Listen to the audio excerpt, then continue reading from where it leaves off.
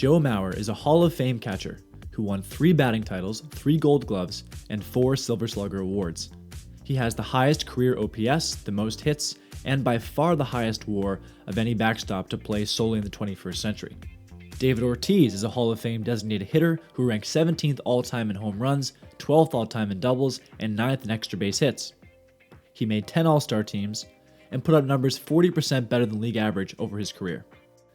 Derek Jeter is a Hall of Fame shortstop who joined the elite 3,000 hit club and batted over 300 in all but 5 of his 20 seasons. He was voted onto 14 All-Star teams, ranks 11th all-time in runs scored, and is probably the most consistent offensive performer in the history of the New York Yankees. Now, what do these 3 guys have in common, along with other Hall of Famers like Vlad Guerrero Sr., Frank Thomas, and Jim Thome? Well, besides plaques in Cooperstown and a combined net worth roughly equal to the gross GDP of Vermont, none of these dudes won the American League Most Valuable Player Award in 2006. That's right, it's a robbery video. Get ready to get heated. And if you're a diehard Justin Morneau fan, you might as well click away right now. So the United States is rolling into November 2006. Wall Street's gambling its way into the worst financial crisis in decades, Chris Brown is the king of the pop charts, and The Departed is the best movie anyone has ever seen. Meanwhile, in baseball, while the St. Louis Cardinals improbably battle their way to a World Series title from an 83-79 record, the Baseball Writers of America convene to decide who will take home their highest honor, the MVP award. The conversation over MVP voting has always been heated, and criteria, voting processes, and biases involved have been debated since the first Chalmers League MVP award was given to Ty Cobb in 1911. Shout out to our boy Ty Cobb. He was actually way less racist than you might think. Since the award's inception in 1911, 105 AL MVPs have been given to a total of 83 players. That's 83 out of over 15,000 players who've ever played in the AL, or 0.5%, like 1 in 200. This is all to say that it's a huge deal to win an MVP. Former MVPs usually become the highest paid players in the league, and winning multiple MVPs pretty much guarantees a spot in the Hall of Fame. Well, not for everybody.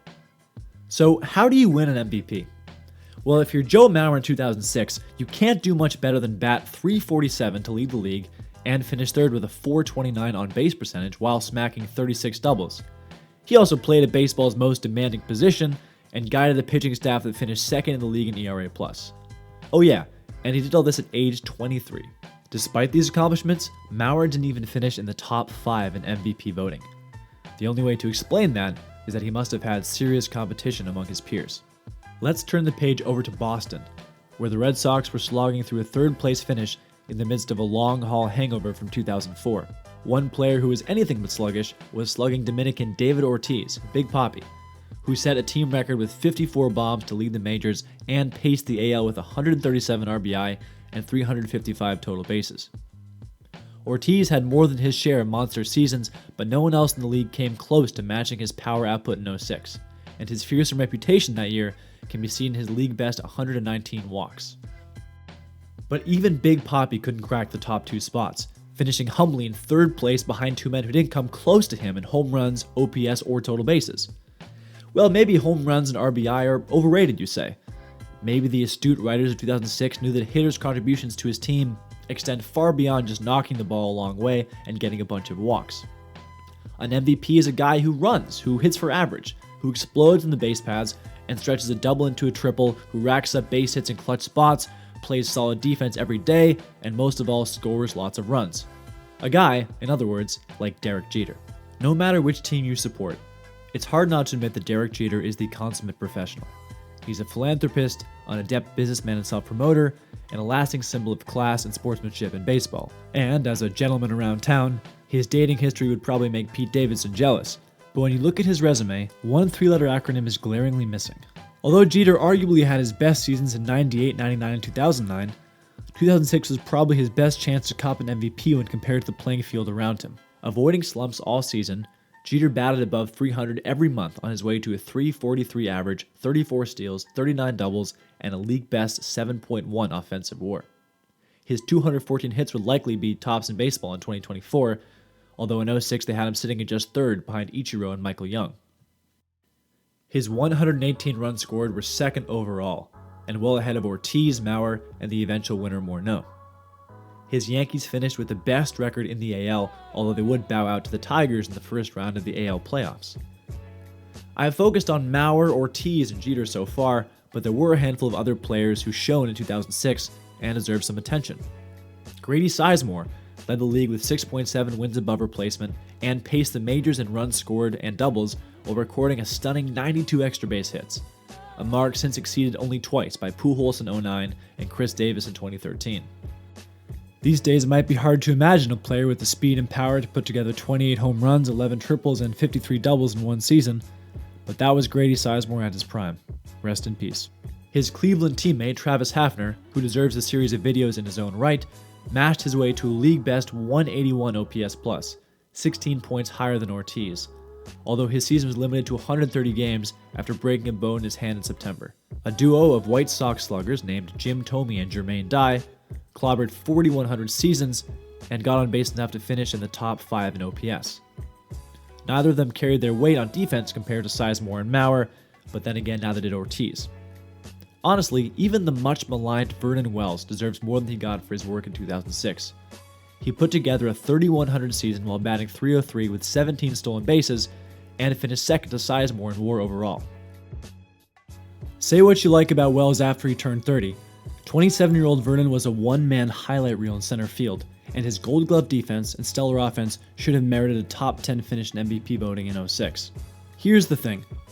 I've been building this up to be a classic robbery rant about how ignorant and lazy baseball writers gave the 2006 MVP to Justin Morneau, less because of his numbers and more because he has a great jawline, a beautiful lefty swing, and is the right kind of Canadian because he speaks English and not French. But while that kind of narrative would be totally accurate 90% of the time, it just doesn't apply in this case. If I were an award voter in 2006 with the information available to me, I would feel stuck myself. On the one hand, you have the power guys like Ortiz, Thome, and Hafner, who represent big hits and big offense. Then you have the gritty, move-em-along players like Jeter and Sizemore, who run, who consistently put the ball in play, and take the extra base while making a difference on defense. And then a wild card like Mauer, who plays at a position that's notoriously hard to evaluate because of all the intangible work a catcher does managing a pitching staff. None of these guys really stand out as overwhelmingly superior to the rest of the pack. So I can't really indict the voters for settling on Morneau, who was the best hitter in baseball during the second half of the season, on his way to an impressive .321 batting average, 130 RBI, and 331 total bases. While he didn't lead the league in anything besides sacrifice flies, he did rack up more RBI and homers than Sizemore, Jeter, and Guerrero, while maintaining a higher batting average than Ortiz, Thome, or Hafner. His defense was basically league average in terms of runs saved, which makes him more valuable with the glove than Frank Thomas or either of the Chicago Sluggers. You could even be very generous and say that Morneau combined many of the things that made the players around him exceptional. The hit tool of Ichiro, the power of Thome, the clutch hitting of Jeter. Put them all together into one body and you might come up with a player like Morneau. But I'm not inclined to be generous, because there is one player I have not yet named who was indisputably robbed in 2006, and it's not a home run hitter or a legendary base stealer or Vernon fucking Wells.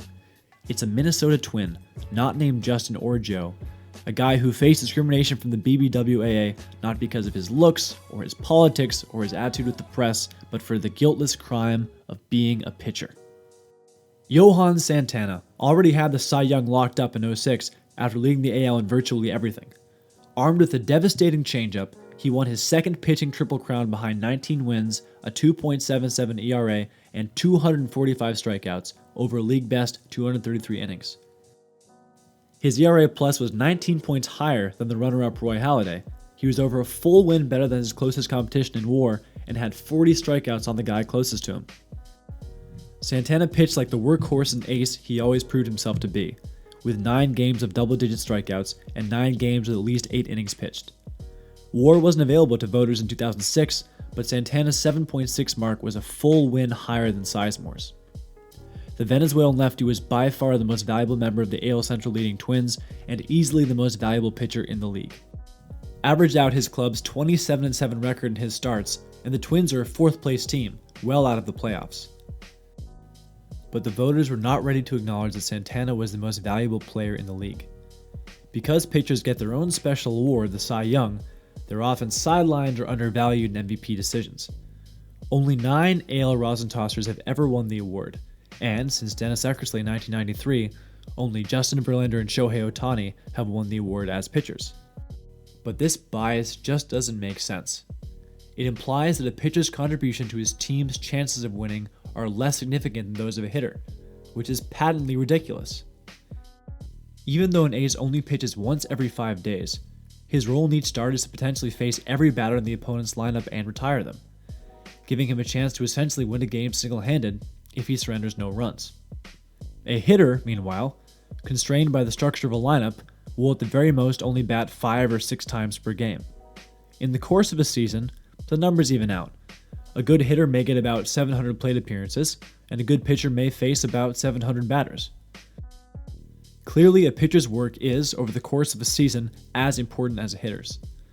In 2006, Johan Santana absolutely soared above his competition. No other pitcher came close to the level of dominance he sustained over his 34 starts. Morneau, on the other hand, is almost impossible to separate from the rest of the playing field of hitters. He's locked in a jumble of solid seasons with no clear exceptional standout. Johan Santana was an exceptional standout. He received one single first-place MVP vote from one solitary voter who saw through the mirage of home runs and batting average and realized that at the end of the day it was Santana who won his team the most games. Vaya con Dios, Johan. Aquí te recordamos. If you think pitchers should never on any occasion be awarded an MVP, or if you think Morneau is the greatest player of our time and I should go stick my fingers into an electrical outlet, please let me know in the comments below, and thank you so much for watching.